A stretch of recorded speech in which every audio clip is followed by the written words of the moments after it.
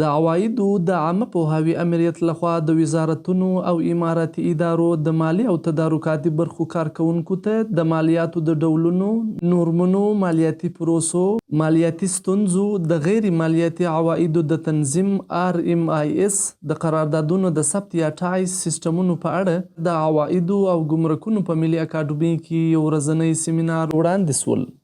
په دې سیمینار کې د عوایدو لوی رئیس حافظ مولوي شاه حسین حسیني، د عوایدو د حقوقي خدمتونو او پالیسي رئیس مولوي نظام محمد صدیقي، د مالیې وزارت ویاند احمد ولی حقمل، د عوایدو د اطلاعاتو او عامه پوهاوي امیر روزي محمد نیکمل، د مالیې وزارت د حواله جاتو د اجرا د برخې متخصصین او د وزارتونو او اماراتي ادارو د مالی او تدارکاتي برخو کارکوونکو ګډون کړی وو. د عوایدو د اطلاعاتو او عامه پوهاوي امریت له لورې د مالیاتو د ډولونو، نورمونو، پروسو او د عوایدو د راټولولو په اړه معلومات د پریزنټیشن له لارې وړاندې سول. ورپسې د عوایدو د سیستم ریاست له لورې د غیر مالیاتي عوایدو د تنظیم لپاره RMIS او د قراردادونو د ثبت لپاره ټایز سیستمونه تشریح سول. عوایدو لوی ریاست چې په مجموع کې د نظام په سطح مالیاتي او غیر مالیاتي عواید راټولوي او د ملي بودیجې یو لوړه برخه یا یو ډېره برخه تمویلوي. د دې ریاست اساسي دنده د عوایدو راټولول دي.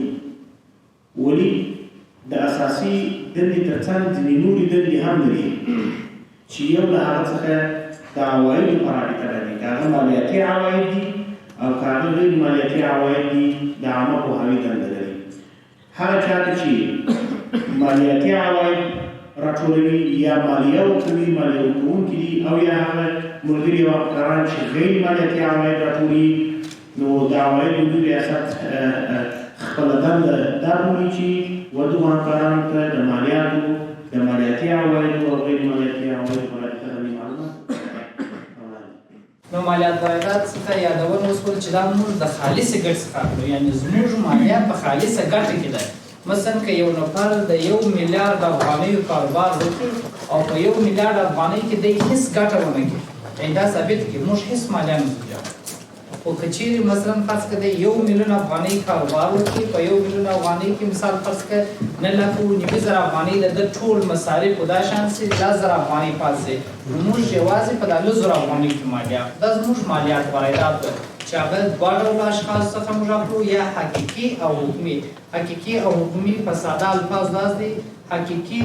عام اشخاص ته متصل کېږي، حکومي موږ شرکتو ته وایي، فابریکو ته وایي، کمپنۍ ته وایي، یا په هغه اصطلاح چې شرکت او معاون چې رئیس او معاون ولري دا زموږ دپاره حکومي اشخاص دي. د هغوی خالصه ګټه په 60% کې ضربې دي، او حقیقي اشخاص چې هغه معافیتونه لري، هغه مثلا مالیه یې تر حکومي شخص لږ کم راځي. مشکل پیدا دی چې هلته هغه امتیازونه چې هغه حکومي شخص لري حقیقي شخص نه لري. مثلا که حکومي شخص ته 1 میلیون افغانۍ تاوان ورسېږي، په راتلونکي 3 کلو کې موږ د ده د 1 میلیون افغانۍ مجرایي په مالیاتو کې ورکړو، حقیقي شخص ته بیا دا شی نه ورکړو. حقیقي اشخاص لکه زموږ دپاره چې موږ مالیات چې ځنجا اخلو هغه لکه اوس لکه ډاکټران دي چې موږ ډاکټران څخه اخلو، یا رهنمایي معاملات څخه اخلو، یا موټر فروشان څخه اخلو. دا زموږ دپاره حقیقي اشخاص یو دغه ټول د دولت دغه 12 لکه مامورین چې دي دا ټول زموږ دپاره حقیقي اشخاص دي. د سیمینار په پای کې د وزارتونو او اماراتي ادارو د مالی او تدارکاتي برخو ستونزې واورېدل سوې